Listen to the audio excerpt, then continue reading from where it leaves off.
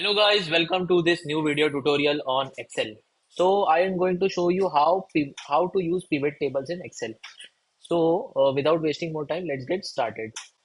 So you can see here on my screen that I have an example of, so this is a table that I have regarding orders in a certain particular region, regarding product categories, sales representative, units sold, revenue, and order date. So what pivots are basically? Pivots are basically a way to view your data. So what I am telling, I'll just show you with the help of an example.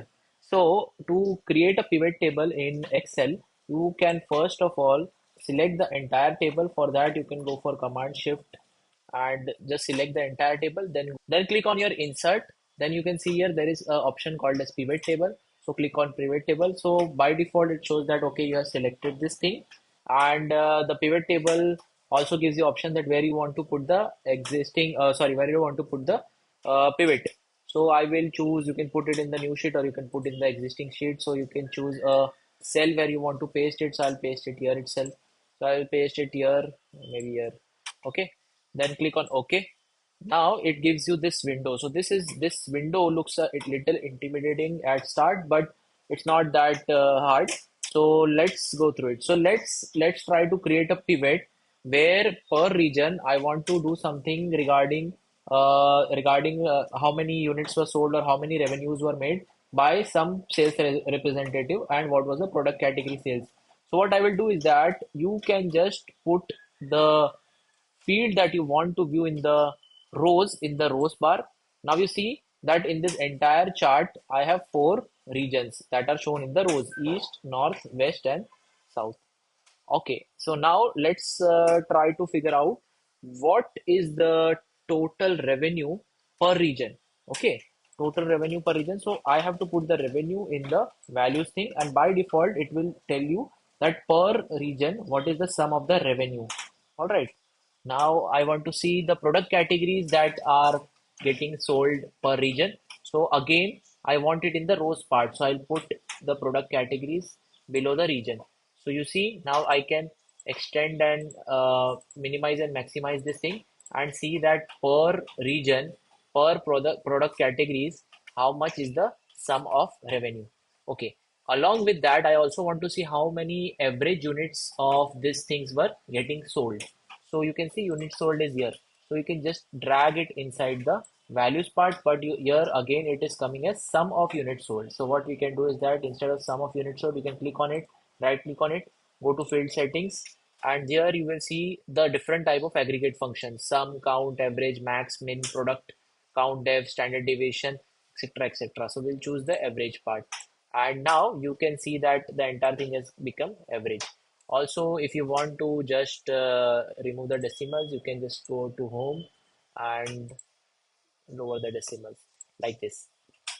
Okay, so now also let's say I want to see which person has done this sales, right? So there are many sales representative here, and this is in this column sales representative. So what I can do is that I can just click the sales representative and put it in the filter part. So in the filter, it gives me that by default all the sales representatives are selected. I will just clear all the filter and I will select multiple people. Like let's say I'll select Allison, I'll select Carl, I'll select Emma, I'll select Grace, and I'll select Harry or Jack maybe. So for this sales representative, this is the region in which they have sold these items. They have, and also the sum of revenue and the average unit sold per sales representative. So this is how the pivot table works. So very simple, right? So now what I will do, I will say select everything again and clear filter. Okay. So this is how the pivot looks like. If you want to change the data on which the pivot is being made, so what you can do is that you can select the entire pivot. You can go in the pivot table analysis, change data source, and here again you can change the data on which the pivot is made. All right. So besides this, there is one more thing that you can do with the pivot. So once your pivot is ready, what you can do is that you can convert it to a chart also. Like let's try to make this pivot little more interesting by adding the order revenue date also in the column. So like here we have multiple dates, right? So let's say I want to add this in the column part.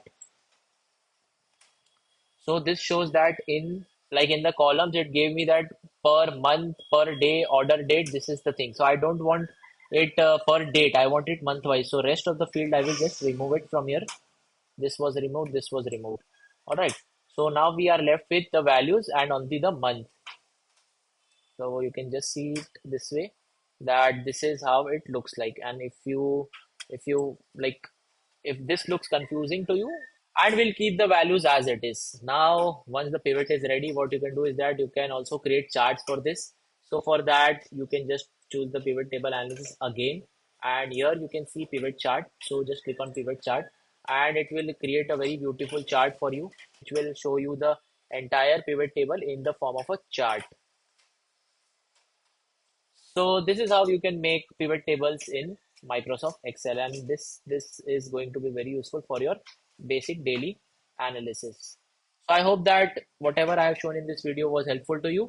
If you have any other doubts regarding pivot tables in Excel, please feel to write in the comment section below. I'll try to reply to them. Till then, see you next time, guys.